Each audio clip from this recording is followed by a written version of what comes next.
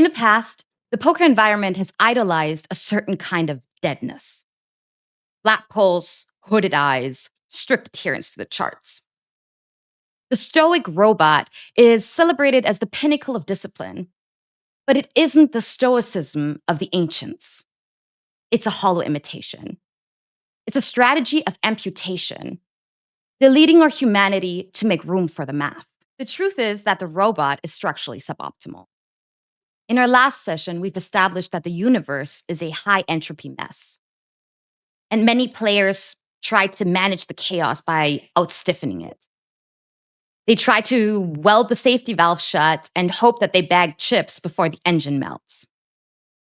This isn't the apatheia that Marcus Aurelius talks about, this undisturbed sovereignty. It's a Stoic bypass. Today, we are performing an autopsy of the Stoic robot. Using Dick Schwartz's internal family systems, IFS, I will show you why our poker face is actually a high-pressure leak, how our internal manager is sabotaging our win rate by jamming our internal radar, and why the very rigidity that we think is our competitive advantage is actually the wall between us and the high-resolution data that matters. To diagnose the failure of the robot, we have to stop misidentifying the philosophy. True Stoicism is not a strategy of amputation. The Stoic masters, Seneca, Epictetus, weren't teaching us to delete our feelings. They were teaching us to stop being enslaved by them.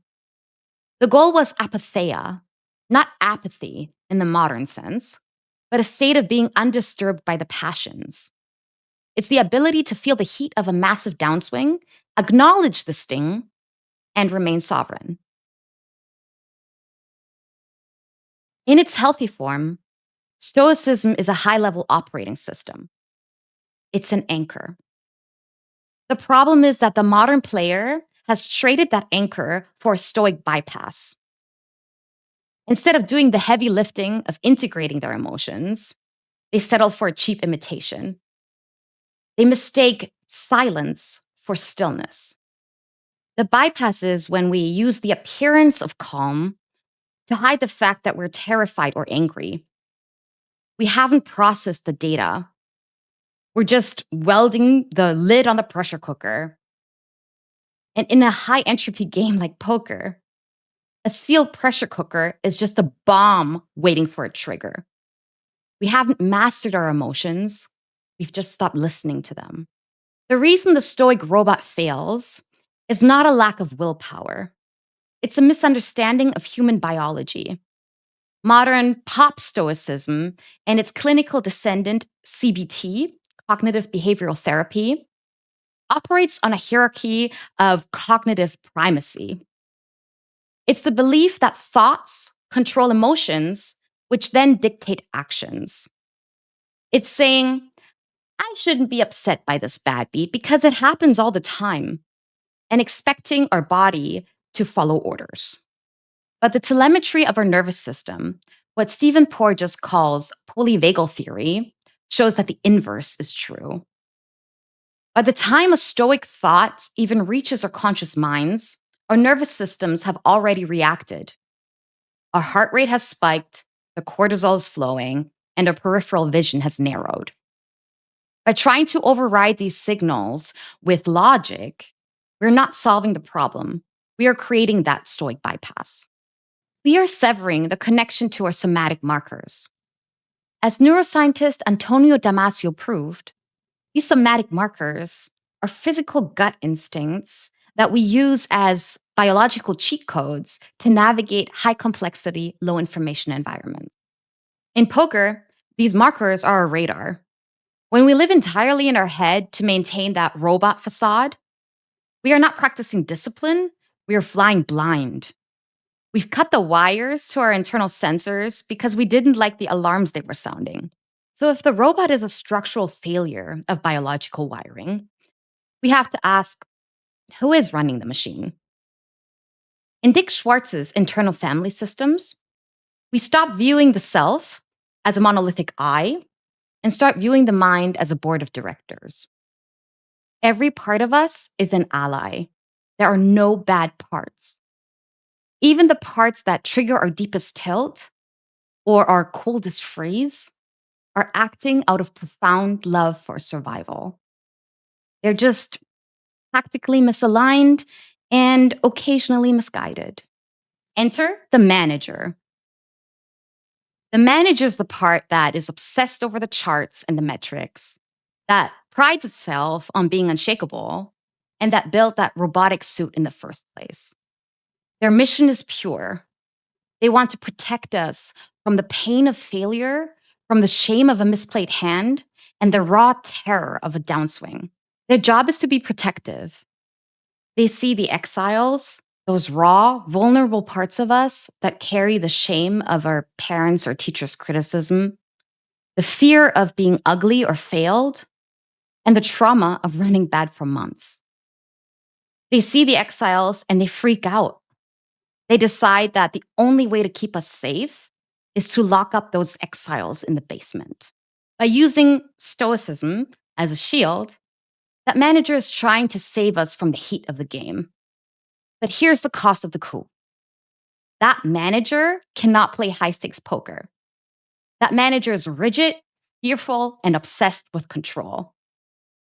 By locking away our feelings, they have accidentally jammed our somatic markers, which is the very intuition we need to win.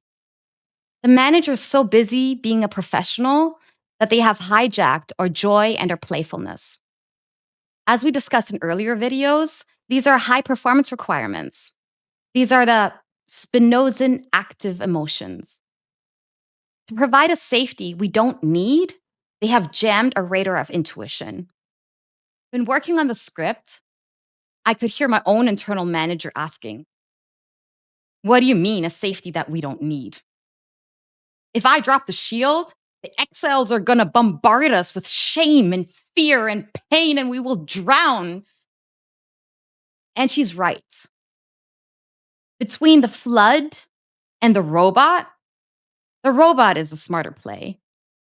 But there's a third option that the manager in her hypervigilance has forgotten: the wise self. This is what Schwartz calls the seat of consciousness, the witness that we've been building towards in this channel. In IFS, the self isn't the part that fights. It's the atmosphere in which the parts exist. It's the voice that cannot and has not been damaged by life experiences. We can call it the captain of the soul. It is the only seat at the table of the board of directors that has the capacity for true courage, compassion, and curiosity. It's the power that integrates and harmonizes our entire being. When we operate from self, we don't ignore shame or fear. We witness it. We operate at the purest and highest frequency. The managers think that they need to mute the exiles function. But the wise self does something much more efficient. They acknowledge the exile's fear. I can see that you're terrified of going broke right now. And they provide a container for it. When an exile feels seen by the wise self, they naturally drop in volume. They don't have to scream for attention anymore. This is the safety we don't actually need. We don't need to hold up a lead shield if we know how to be the atmosphere. By returning to the witness state, we release the manager from their 24/7 guard duty. We don't suppress the fear, we integrate it. This frees up executive bandwidth that we were using to hold the door shut. We can stop being a guard and start being a player again. Let's look at a poker example to understand how we can apply this. Let's say we haven't been running too great lately, and we understand that variance is a beast and that the universe is a high-entropy mess. But we really want to fill our fridges and feed our dogs, and the next score would be such a great relief. So we finally get deep in a Sunday major. Yay! We've been grinding for 9 hours. We open on the button, and a balanced, aggressive reg three-bets us from the big blind. We call. The flop comes monotone. They bet small. We call. The turn is an offsuit brick. They fire a massive bet. What now? The manager immediately tightens the suit. Shut up, fear. Don't show weakness. What does the chart say? They're trying to ignore or suppress the screaming exile while trying to focus on the game and thereby effectively jamming the radar. They're staring at the screen, but they can't really see the villain. They're trying to play a solved game in an unsolved moment. Now compare that to the wise self. The wise self takes the seat, feels the cortisol spike. It's the exile who's terrified of losing and says, you know, I know the downswing has been really rough. I know you're afraid of going broke, but I've got you. And suddenly, the volume in the room drops. The difference between operating in manager mode, i.e., stoic robot mode, and operating within self is that we have now become a bioantenna, finally able to process the somatic data we have previously been deleting. We aren't ignoring GTO. We aren't ignoring math or logic. We're finally able to use it and quickly because we aren't using up our energy on pretending we are not human. By identifying the stoic robot for what it is, a protective suit that has become a signal jamming cage, we change the internal power structure. We don't achieve excellence and discipline through the force of the manager, but through the frictionless integration of the wise self. When the manager is relieved from their duty of suppressing exiles, they can return to their actual job, calculating pot odds, analyzing ranges, and tracking player tendencies. They become a high-level consultant instead of a dictator. That allows the wise self to maintain the atmosphere of the room, ensuring that no hand, no matter how brutal, can compromise our ability to think. We aren't trying to become unfeeling. We're trying to become unshakable.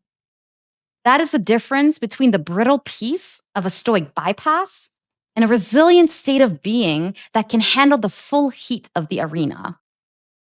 The autopsy of the stoic robot reveals one simple truth. No one can play high-level poker while they're actively fighting themselves.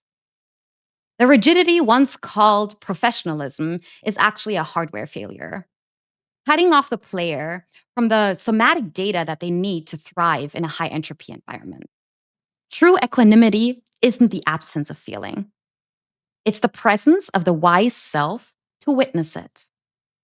By dropping the stoic bypass, we don't become weaker, we become more efficient.